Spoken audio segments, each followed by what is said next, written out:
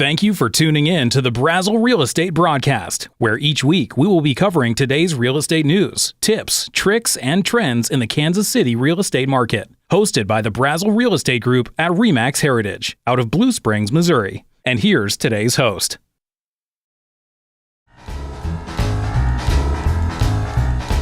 Hi, welcome to the Brasel Real Estate Broadcast. I'm Alicia Harwood. I'll be hosting today, and I'm here with Terry Jago. Hello. And Tracy Keene. Hello. So, as far as Market Mayhem goes, we bring the stats to you guys, and we're still under 2 months of inventory in most places. So we didn't want to go over all of them, but that's basically where we are. So if you have any questions about any particular city you're looking in, just feel free to comment below, and we'll get you the stats on that. As usual, as it has been since we've been doing this broadcast, still a really excellent time if you're thinking about selling your house to get it on the market. Absolutely. And still a great time to buy because interest rates are still pretty low. So a lot of buying power out there also. Yep. So today, our What the Heck segment, we're going to go ahead and talk about the statuses of properties. A lot of times when, you might see a property on Zillow or on another online place, and your realtor might tell you, well, let me check the status of that, and then we'll throw out some words at you. So one of the words that we use is active, and we just wanted to take a moment. It's pretty self-explanatory, but active basically just means that the house is on the market and it is available. You want to go ahead and take over for pending? Another one that you see all the time or may see a lot is pending. And pending just means that there is a contract on the house. The house hasn't closed yet, which means they haven't gone through all the financial process, but they're under contract. It is not available to be shown at that point. And if everything goes according to plan, it will close. So that is one that you can't see. So if you see pending, don't fall in love with that one. Right. But keep an eye on it in case something would happen. But pending means one that's already under contract. And then there's show for backup. And show for backup means that the house is under contract, but the sellers are still going to allow showings. So that way, if the contract would fall through for any reason, the buyers go through inspections and they don't like something, or if their lending doesn't go through and it goes back on the contract, back on the market, then it's showed for backup, and folks can look at that house and put a backup offer on. Right. Yep. So if you guys got any questions about that, just comment below, and we'll get with you and get those answers for you. All right, it's time for our Buyer Bite seminar. And a question that I got a couple times over the weekend is, how much money do you need to buy a home? So I figured that would be good to talk about. Generally, there's a couple of different types of loans. So the amount that you're going to be bringing depends on the type of loan you're going to be using. So we've got Deb here with Motto Mortgage, and she's going to talk to us a little bit about down payments. Okay. Typically getting into a house, most people are going to do about 3.5%. FHA is the most common loan that we do. If you are wanting to do a conventional loan, you can do 3% to 5%. That's what most people will do. And that's of the purchase price. That's of the purchase price. That's your down payment, yes. And on the conventional loan, doesn't that depend on the 3 to 5%, depending on their credit scores and stuff like that? Well, conventional, I will do conventional if their scores are pretty good, like usually like 680 and up, maybe 700. Not so much is it that, it's more on a down payment or a first-time home buyer, is what I'm trying to say. The 3%, a lot of the time, you'll have to be a first-time home buyer for that. Okay. 5%, anybody could already have owned before and still put down a minimum of 5. Okay. So, but that's conventional, and then VA is a 0 down. So that's good. USDA is 0 down. And trying to think, if we end up going below a 580 score on FHA, then it's 10% down. Mm-hmm. So that's the differences in them. Okay. Yep. Awesome. Okay. And so basically, if you're purchasing a $100,000 house, your down payment's going to be $3,500. On an FHA loan with 3.5% down. And then if you're purchasing $200,000, that 3.5% is $7,000. So then the other cost that we have that you would need to or want to save for is your closing cost. So you guys want to talk about that a little bit? Closing costs are usually anywhere from $3,500 to $5,000, depending on the loan amount. Correct. And so it's usually 3.5%. Usually on the closing costs is about the same as what it is the down payment. Well, again, depending on the loan size. Right. So on conventional, you can get 3% actual seller concession from the seller to pay some of your closing costs if you can get it. And if you're doing FHA, you can get up to 6% back. But, I mean, that would be really high closing costs, so it's never that. But we usually see 35 to 45 as a norm. And the things that really tip it are going to be more of what the taxes and insurance are costing. So if it's a upper end home and the taxes are high, that could be every bit of half of what the closing costs actually are. Right, because to set it up. The closing costs are really what you take like so many months worth of insurance and taxes that are figured into that too. Yes. So that counts for part of them, and then your title fees and loan fees and those kinds of things are in that. Appraisal. Days of interest. Some people will have like underwriting fees. We don't. We do use a processor, so there is a processing. That's the only thing that gets charged. Right. Is processing fee as far as what we as a lender have to, pass on because it's a hard expense. Right. But with that all calculated in it, 35 to 45 is normal for closing costs. And then another fee that you'll run into is, if you choose, an inspection fee. And that is something we always highly recommend as realtors that you have done to kind of get a better picture of the shape and condition your house is in. But that's a fee that comes and has to be paid at the time of the service. Correct. So just be aware that you have that fee, and that can run anywhere from $350 to $500. It depends on what all you have looked at, what you have inspected, and which company provides that service for you. Yep. So if you're going FHA, purchasing a $100,000 house, you're looking at about $3,500 for the down payment and maybe about $4,500 for closing cost. So right around $8,000 is what you're going to be wanting to have for a $100,000 house. And there is some chances where you can get some down payment assistance, which, we've talked about before with you, like MHDC funding. And then it is possible to ask the seller to pay some of your closing costs so we can try to help you offset some of those costs that way. It's a tough market right now, and when there's multiple offers on everything, sellers are a little bit less likely to pay closing costs if they don't have to. Right. So it just depends. The sellers are paying closing costs for themselves as Yes. well. But traditionally, in a little bit softer market, you can get those covered or at least partially covered. Like Alicia just said, it really depends on the market and how much competition there is for a house right now. Right. Yeah. So to put yourself in a good position, it is really good to have a good chunk of savings set aside for your inspections and all of the fees.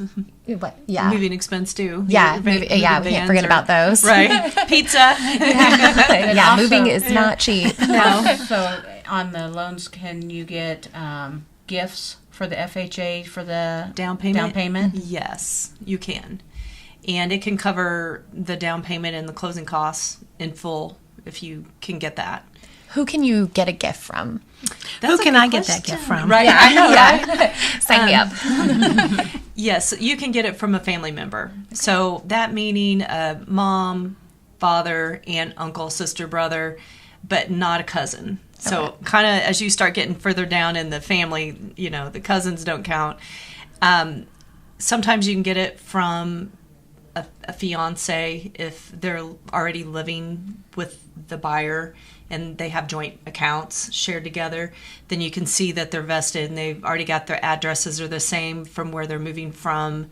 And they're both, maybe they're just doing the gift. They're not both on the contract, but that person can also do a gift. But you always have to have some way to look at where the money is coming from. You can't just have money appear in your account. Right. Yeah. Right. And the big thing is I've seen people boo-boo on that, and they're like, well, I went ahead and got the gift. They jumped the gun and they did cash. And it's like, oh, no. Because you can't prove where cash came from. Yeah. Right. So we have to back that back out of their figures. So always be very cautious before you make any kind of moves on stuff like that you consult your loan officer. Because it can really turn out to be a train wreck if you aren't careful. What about grandparents? Are they Grandparents, considered? yes. Okay. Yes. Yep. So, all right. Well, some great information. We are having a buyer seminar at Remax Heritage in Blue Springs on Tuesday, the 28th from 6:30 to 8:30. So if anybody's interested, just go ahead and comment below and we'll get you the information for it. And then we'll also put the information out there. So thanks for tuning in with us today.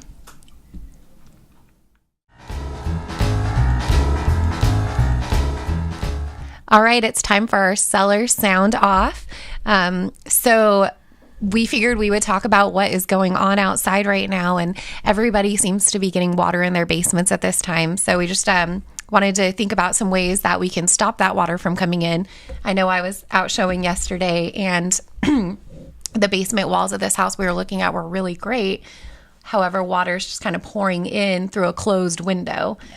So, and you could tell they had tried to caulk it a little bit. But one thing they didn't have that might have just solved the whole problem would be a window well cover. Mm-hmm. So right now, definitely walk around your property. If there's any broken window wells, go replace them. They're not that expensive to get a little plastic window well cover at Home Depot or Lowe's. Mm-hmm. Well, and it's been raining so very much up here in this area that even houses that usually don't have water in the basement are getting water in the basement. But just some general things you can do to help prevent that is keeping your gutters clean and not clogged up. If your gutters are full of leaves and Helicopters, whatever else that stuff is that gets in there, Yeah. that turns to mud and compost, and sometimes I've seen trees, but I digress. It doesn't give the water a place to go away from your house. Streams down in your house, down your wall, right through to your basement. So keeping your gutters clean is great. Then also maybe considering putting in a sump pump. Sump pumps are working overtime right now. Mm-hmm. I have a listing out in Independence, and that sump pump is just going nonstop. Right. And the other thing too is if you do have a sump pump, make sure you have a backup battery system on that, because if you lose power because of these storms that go through, you're going to get water back up. And sump pumps really are for the water that's coming up from the ground. And when you have as much rain as we have and the ground is saturated, right now most people who have one, I know, they're running like 24/7, trying to keep up with that. Mm-hmm. So.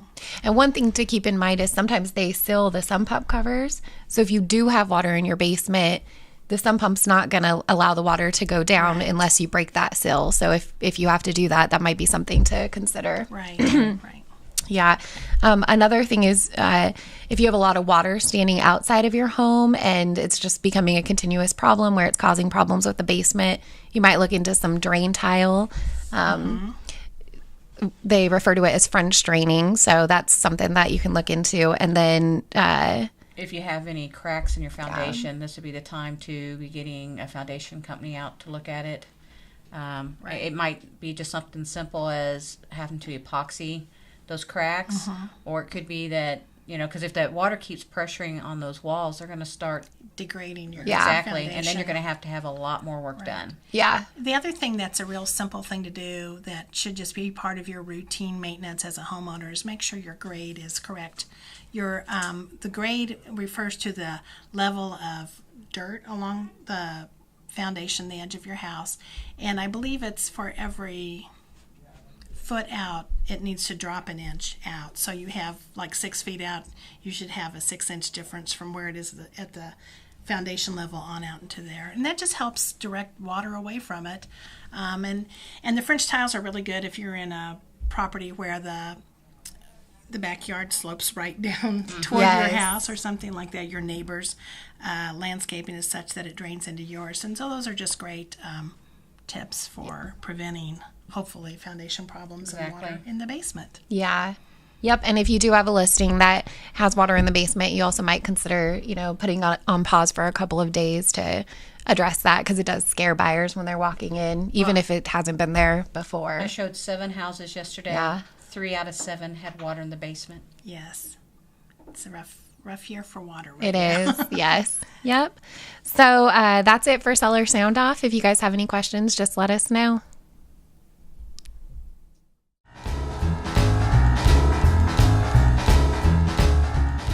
Thanks for listening to the Brasel Real Estate Broadcast with the Brasel Real Estate Groups at RE/MAX Heritage. If you like our show and would like to keep up with our upcoming episodes, please like our Facebook page, the Brasel Real Estate Group, where we go live every Wednesday. Or you can find us on YouTube at the Brasel Real Estate Group page. To find out more about our real estate services, you can find us at www.braselrealestategroup.com or contact us at 816-897-5151.